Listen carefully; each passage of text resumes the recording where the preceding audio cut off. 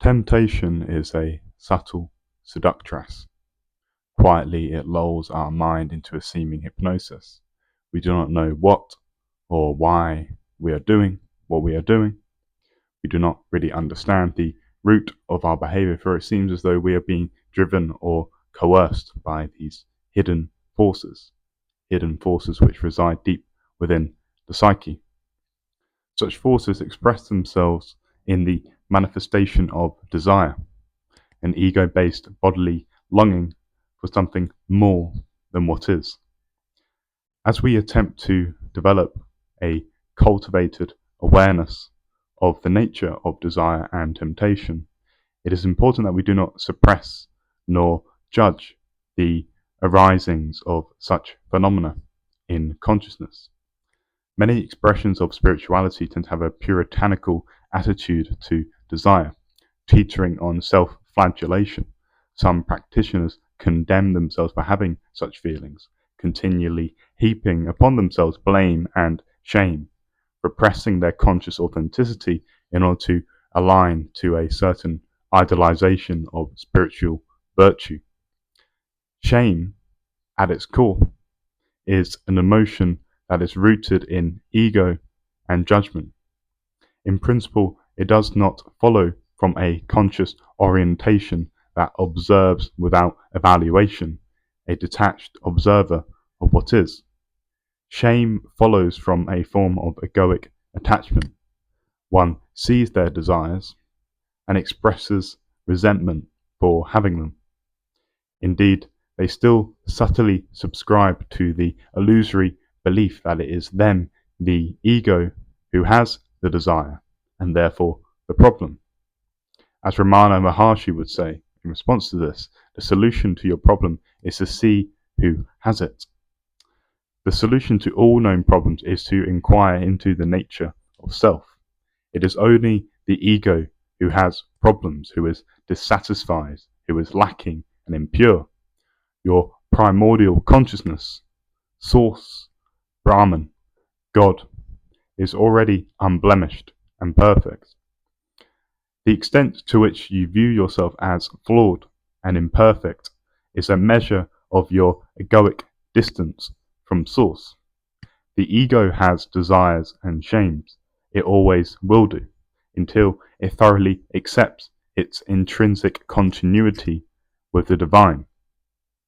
When one finally succumbs into the divine, experiencing the solemn silence of God, desire naturally evaporates. For what could one possibly want more than God? To the viewer I say, desire nothing more than your own liberation.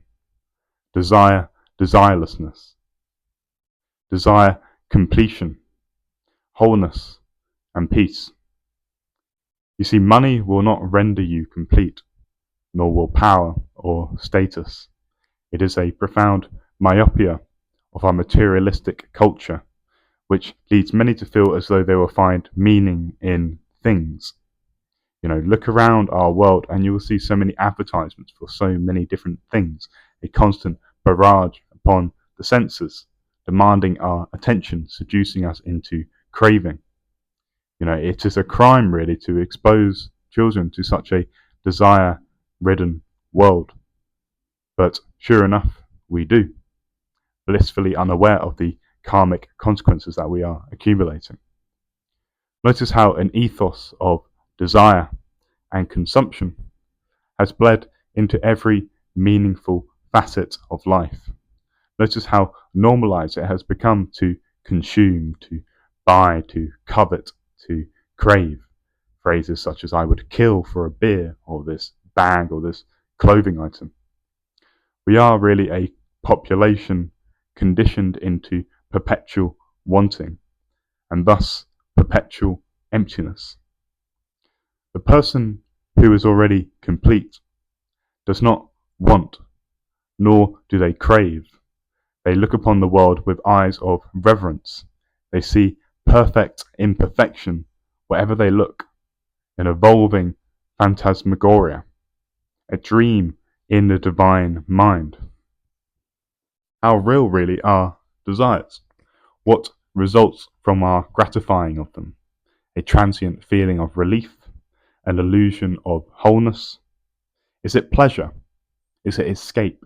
Is it boredom, fascination, or curiosity that takes us into this half-blind search for fullness? What if we were to cure our blindness and see wholly and completely the entire trajectory of our desire into where it comes from and where it will eventually lead us? Would we still indulge in this desire, or would we choose to transcend it? You see, it is ignorance which keeps us trapped, condemned to repeat these ultimately futile cycles of desire. If it is liberation that we seek, then we must ask ourselves, why are we not already free? If not now, when? We should believe that we have the capacity to resist the most intense of desires, that we are not a mere prisoner to their manifestation. As long as we believe that we are our desires, we will remain tethered to them. You should see your desires, but you should not lose yourselves in them. You should witness their swaying tides from a distance and remain in the knowing of who you truly are.